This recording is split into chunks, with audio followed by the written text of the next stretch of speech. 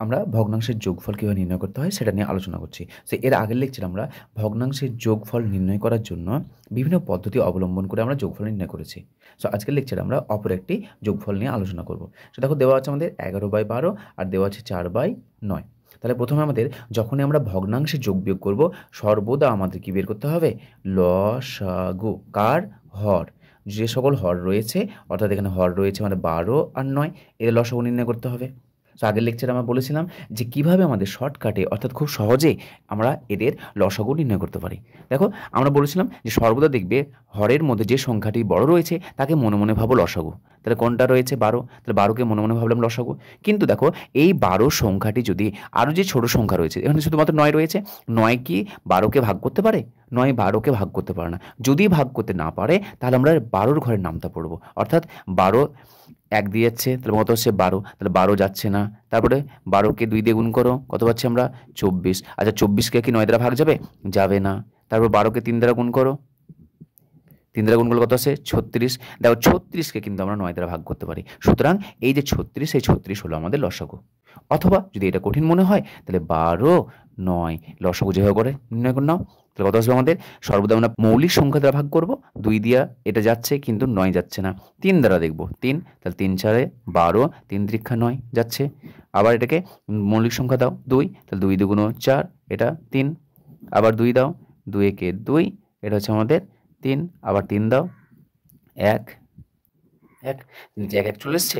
এই যে সংখ্যাগুলি পেয়েছি সেই সংখ্যাগুলো গুণ করে দাও, তাহলে কত পাচ্ছি আমরা? 3 × 2 × 2 × 3।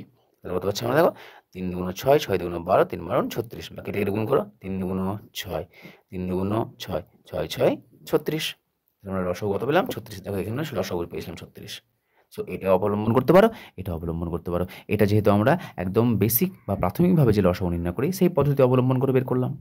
তুমি যেভাবেই করো না কেন সর্বদা লসাগু 36ই পাবে, 9 এবং 12। প্রথম কাজ হচ্ছে আমাদের লসাগু নির্ণয় করা। লসাগু নির্ণয় করা হয়ে গেল। এবার এই যে হরগুলো রয়েছে, হর কে রয়েছে? 12 রয়েছে আর 9 রয়েছে। তাহলে এই যে 12 আর 9 রয়েছে, এই যে আমরা লসাগু পেয়েছি 36, এই হরগুলোকে আমাদের 36 বানাতে হবে, অর্থাৎ লসাগুর সঙ্গে সমান করতে হবে। তাহলে বলো তো এখানে 12 রয়েছে। আচ্ছা বলো 12র সঙ্গে কত গুণ করলে আমরা 36 পাবো? 3 গুণ করলে, 3 12 36। এই 3টাও অবশ্যই লবের সাথে গুণ করতে হবে। যে সংখ্যাটি তুমি 12র সঙ্গে গুণ করেছো হুবহু সেই সংখ্যাটি গুণ করতে হবে লবের সঙ্গে। প্লাস দেখো 4/9। আচ্ছা বলো তো 9-এর সাথে কত গুণ করলে আমরা 36 পাবো? 4 গুণ করলে, 4 9 36। এই 4টা উপরের সংখ্যার সাথেও গুণ হবে। উপরে অলরেডি একটা 4 রয়েছে, আবার একটা 4 গুণ করলাম। এবার এটাকে গুণ করো, সুতরাং সমান হয়ে গেল। এবার বসে দাও, 3-এর সাথে 11 গুণ করলে কত পাচ্ছি আমরা? 33/36। প্লাস 4-এর সঙ্গে 4 গুণ করলে পাচ্ছি আমরা 16/36। এবার যেহেতু আমরা নিচে সমান পেয়ে গেছি, এই সংখ্যাগুলিকে জাস্ট একবার লিখে দাও। এখানে 36 পেয়েছি, 36 পেয়েছি, লিখে দাও এখানে। আর বাকি যে সংখ্যাগুলি আছে 33 আছে, 16 আছে, তাহলে এখানে বসিয়ে দাও 33, প্লাস চিহ্ন, যেহেতু প্লাস চিহ্ন আছে প্লাস বসালাম, 16 বসিয়ে দাও। তাহলে যোগ বিয়োগ করলে কত আসছে আমাদের? যেহেতু যোগ চিহ্ন আছে তাহলে যোগ করে দাও। যোগ করলে কত আসছে আমাদের? 6 আর 3 9, 3 আর 1 4, 49/36। যদি 49/36 আবার আমাদের সিম্পলেস্ট অর্থাৎ একদম লঘিষ্ঠ আকার করা যায় তাহলে অবশ্যই লঘিষ্ঠ আকার করবে। যদি না করা যায় তাহলে এইভাবে রেখে দাও। অথবা তোমরা এটাকে আবার লঘিষ্ঠ আকারে যদি না করা যায় তাহলে এইভাবে ভগ্নাংশ আকারে রাখতে পারো, অথবা সেটাকে আমাদের যে মিশ্র ভগ্নাংশ রয়েছে সেই মিশ্র ভগ্নাংশও তৈরি করতে পারো। তাহলে এটা হচ্ছে আমাদের নির্ণেয় অ্যান্সার।